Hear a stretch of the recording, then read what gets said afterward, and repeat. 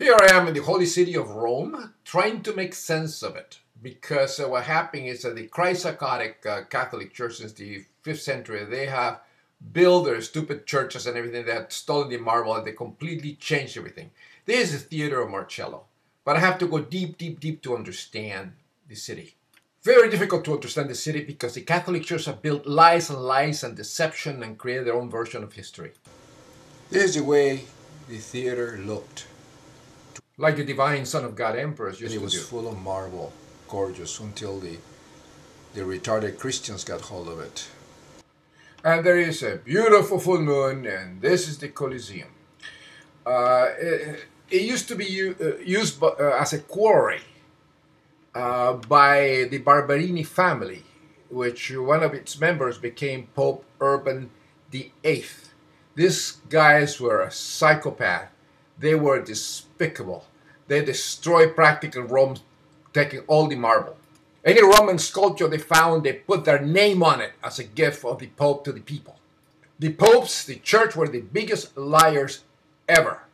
They built churches, and to the imaginary friend Jesus the Christus, which is nothing but Julius Caesar, the sacrificed Christus, and they stole all the marble and everything to build their churches. And this is actually despicable. As you can see, the Colosseum had a velarium. It was a magnificent work of engineering built by the Son of God, Emperor Christus Vespasian. And it was finished by Titus, the Emperor Titus, in about 80 CE. And there was great festivals and entertainment for the people of Rome, because the emperors believed that the people of Rome should be given panem et circenses, in other words, bread, food, and entertainment. And they were very, very popular. And then you see there at the end is the Ark of Constantine, the guy, the despicable criminal that created Christianity, the guy who was a psychopath. He built this arch with the spoils, with the stealing monuments from other emperors. Everything was personified in the Roman Empire, and here you see a winged lady that represents Victoria. That's what the Christ-psychotics took the idea of angels from. This is a symbol of victory. Everything was personified in the ancient Roman Empire. In the 5,000-year-old Egyptian religion, the soul and the spirit world were represented by winged creatures, the same like victory. It was adopted by Romans.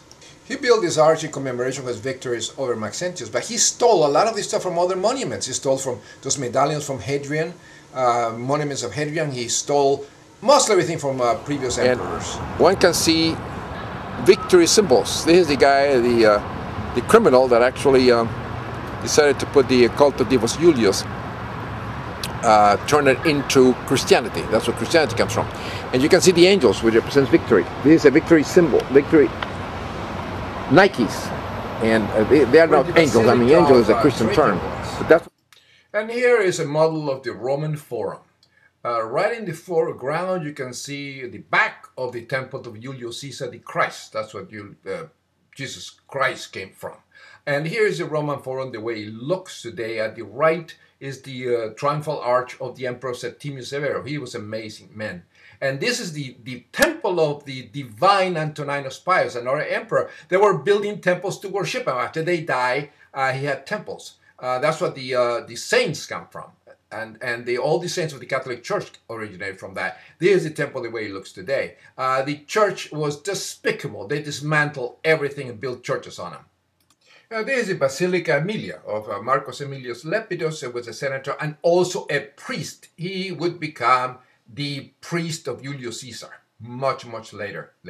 But anyway, here in the Roman Forum, all these monuments you see, a lot of were stolen. All the marble was taken by the popes. They were barbarians. And then here is the temple of the divine, the God and Savior that gave the blood for the sinners of the whole world, Julius Caesar, which mutated into Jesus Christ 325 years later when the Emperor Constantine turned Christianity, or the worship of the Christus, which was Caesar, into the only religion accepted in the Roman Empire. Now, let me explain something. A lot of people don't understand this. Julius Caesar was Jesus Christ. Now, this reason nobody can find Jesus Christ or Jesus the Christ in history. This is what happened. Jesus Christ is a title of head priest, great builder of bridges, Pontifex Maximus. The same thing as Moses. Moses is not a person, it's a title. Moses means son of. So when you say Ramoses, the pharaoh Ramses, that was not actually his name, it's a title.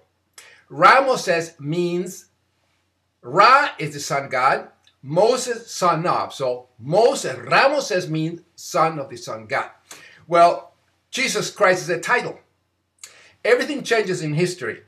Everything evolves. Words evolve, everything evolves. Julius Caesar was a Pontifex Maximus. In Latin, Pontifex Maximus, great builder of bridges. But in Greek, it is Archiereus Megistus, head priest, great builder of bridges. Because actually, Julius Caesar did a miracle. He built a bridge over the Rhine River in 10 days. Amazing. So anyway, Julius Caesar was considered a Christus, a Pontifex Maximus, Jesus Christus. With time, it mutated. Jesus Christus was shortened into Archiereus Megistus, mutated into Jesus Christ or a Christus over time. And to make, to compare it, let's say Elvis Presley. As Elvis Presley is the king of rock and roll. Elvis Presley. Let's say Elvis Presley and his title of king of rock and roll become two people in 300 years of all these mutations and telling stories. So all of a sudden, Elvis Presley is a person, flesh and bone person. But all of a sudden, the king of rock and roll becomes another people. So you have two people. You have Elvis Presley and the king of rock and roll. But they're one and the same. That's what Julius Caesar divided into Jesus Christ. That's the reason you cannot find Jesus Christ. But you know that Julius Caesar was a Christus. But in history, nobody mentions, I'm the only one that actually say Julius Caesar the Christ. Emperor of Vespasian the Christ. Octavius Caesar Augustus the Christ. Because they were all Christuses. And in history, nothing. Nothing. The National Geographic, History Channel, the BBC, the PBS, none were referring to Julius Caesar Augustus, and even the senators. They never called them for what they were. They were priests. They were all priests, and Julius Caesar was considered a Christus, and as well as all the Roman emperors. That's the reason. That's what they don't see. That's the reason. Jesus was Caesar. It's a fact. In this area here, this part of the temple, at the base of the temple in the ruins, is the altar of Julius Caesar. In other words, this is the area in which his body was cremated.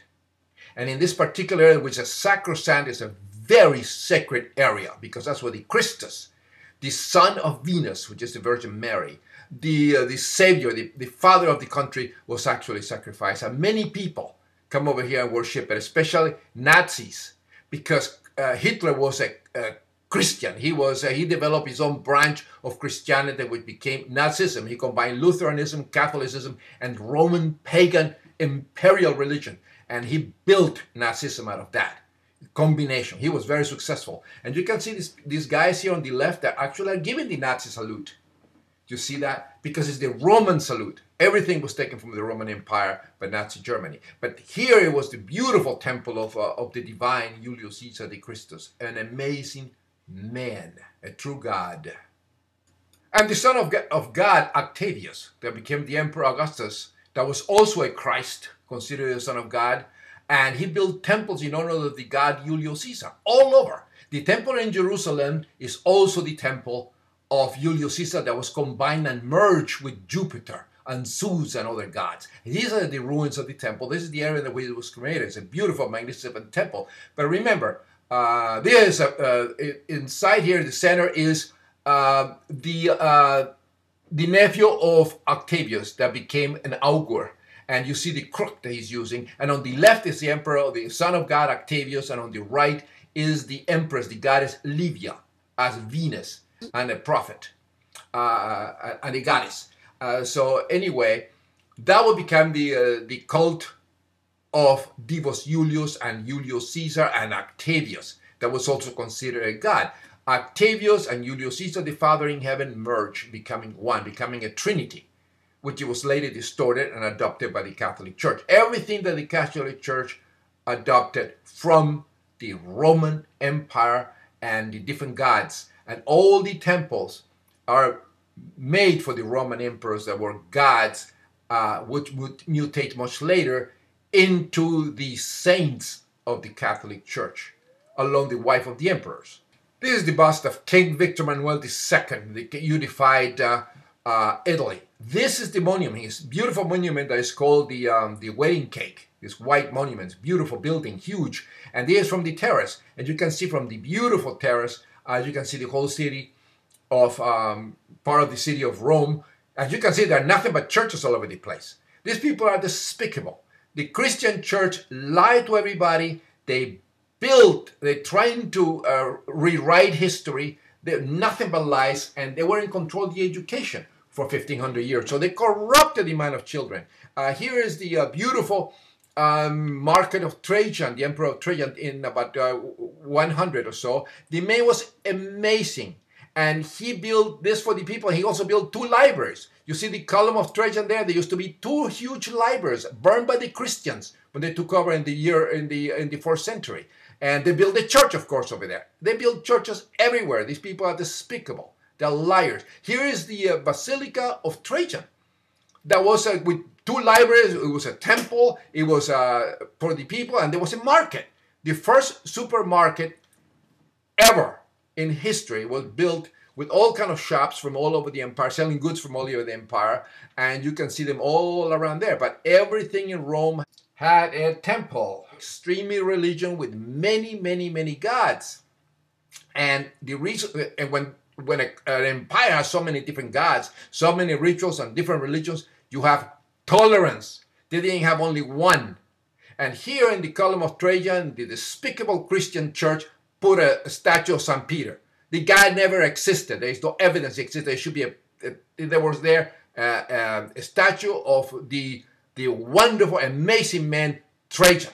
Here is his column with the picture of the Overdesha, which is present-day Romania. Crucifixion is a big lie of the Christians because the Romans never crucify people. The cross is a symbol of the sun god. So crucifixion was never used as a form of torture. There's no evidence, zero. And you can see that in coins and everything. They always have a tropa eum, which is the symbol of victory, which is the shape of a cross with an empty armor. And this is the way victory was represented from the gods on a type of cross. The punishment given to prisoners was cut their heads off so everybody could see them.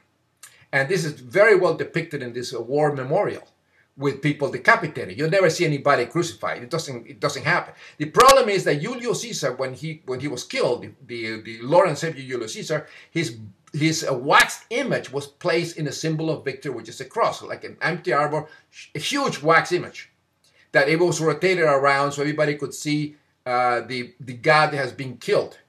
So anyway, that would be transformed into a cross and crucifixion. Had a temple. Now here I'm at the hotel after walking all over Rome, very tired, and of course have my nice Peroni's beer. And boy, the prices. It was so expensive. A beer was like about $10. What is this? And the euro was way up there, and the dollar was like worthless. And here I'm sitting in one of these golden chairs of the hotel, which I thought they were pretty nice. They resemble the ones that in the palace of Saddam Hussein in Iraq. But I'm having a really good time. doing all my research and everything, having a beer and blessing everybody like the divine Son of God emperors used to do. Here is the market of the Emperor Christus Trajan. The man was an amazing emperor, a very moral man. Here is the market. It's like it's a great supermarket, the first in history by the Emperor Christus Trajan. The man was absolutely amazing. He has a basilica there. He had a library, the Ulpia library, because his name was Ulpius, the family name. So he built a library in Greek and Latin for the people, which of course burned in the 4th century, 5th century by the Psychotics. But the man is amazing. Look at this. You can see, of course, this is the level of during the Middle Ages. But you can see the streets during the Middle Ages time. You have to go much deeper, and then you can see during the Roman times, the level during the Roman times. But the man was absolutely amazing. He conquered Asia, and he has his temples, and he was worshipped as a god. He was just out of this world, this guy. And this is something that a lot of people don't realize. And of course, when the Catholic Church took over, they ruined everything. They destroy all the monuments. They built churches. Here, next to the Trajan column, there was the Basilica. It contained 2 libraries, one in Latin and the other in Greek. That was destroyed by Christians 300 and some years later. And you see that. It was absolutely magnificent. The engineering and architecture were mind-boggling. As you can see, this very, very powerful Christus Trajan was a very humble man. And he made the empire great. Ancient Rome, long time ago.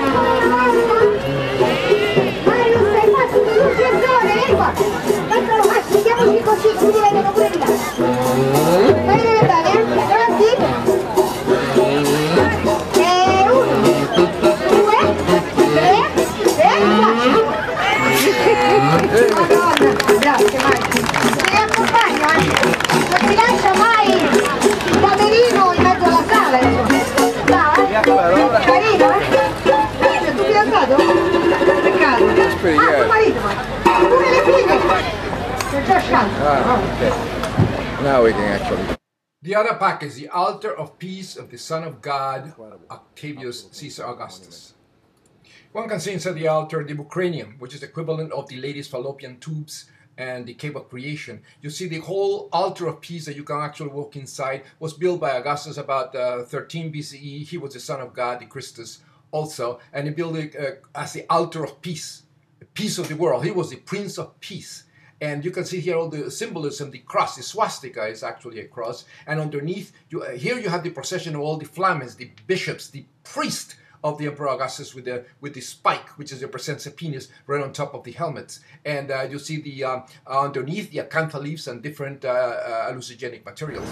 This is reconstruction of the temple of Mars Ultor, which means the Avenger, and this is the ruins of it.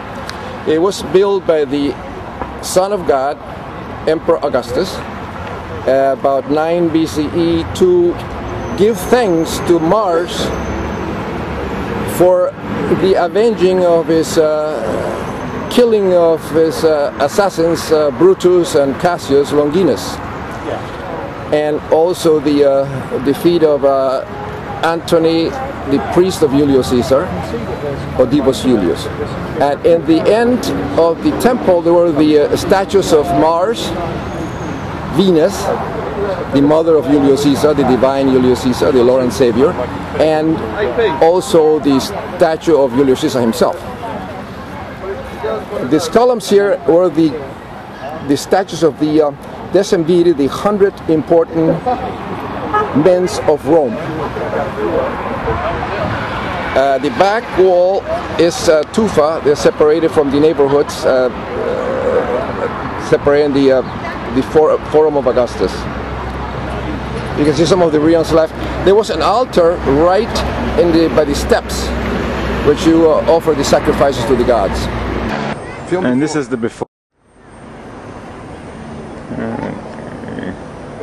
But the before of what? This is the temple of Mars Ultor, Rudy.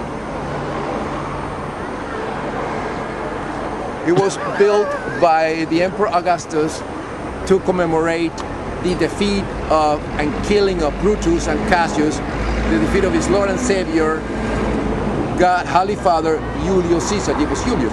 Right at the altar, there were the pictures, these three statues of Mars, Venus, the mother of Julius Caesar, and it was Julius himself. Yeah.